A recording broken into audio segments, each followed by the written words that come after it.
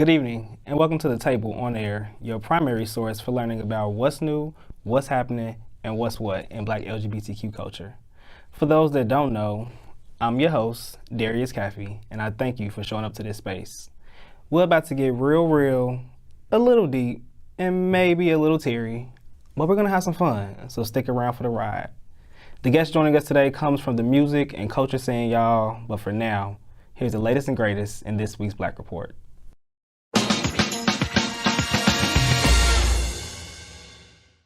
Okay, we're in the middle of 2023, and I can't help but wonder where the hell the time has gone. And I know it's not just me. 1 minute is January, and you're trying to figure out when to put the Christmas tree up. The next minute is April, and you're still trying to figure out when to put the Christmas tree up. Point is, time moves fast, and it's okay to stop and remind yourself who needs to be acknowledged in this life. For some people, it might be that out-of-season Christmas tree that's sadly leaning in the corner. That's none of my business, but hey. And for some, it might be a little different. It might be those different accomplishments that they've achieved that unknowingly have just gone uncelebrated. But it's time to change that. And you know what? Better yet, let's change it together.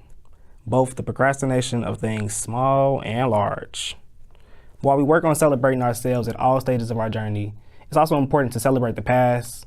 So let's start there.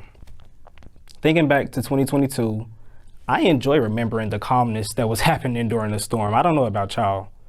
And I say calmness because we all know that crazy nonsense that was running amok throughout the world, society, the government, and please let's not forget about the school child.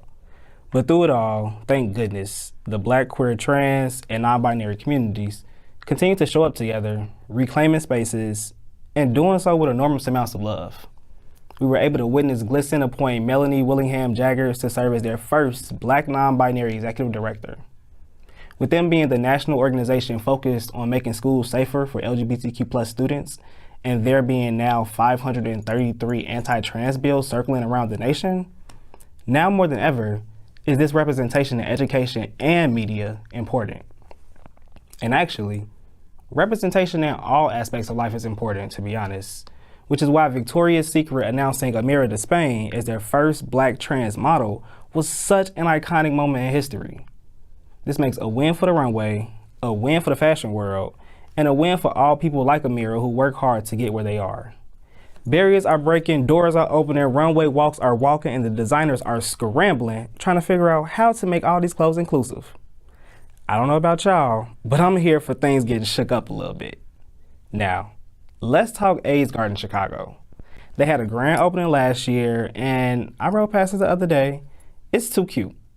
It primarily serves as a tribute space right off Belmont to those lost to the epidemic, creating a space for their legacies to leave a long-lasting impact on how we continue to experience life.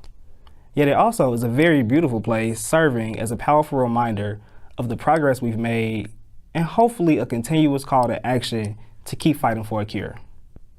Seeing the light shining from this community continues to encourage me, and I hope that by hearing and seeing these stories, it encourages you too.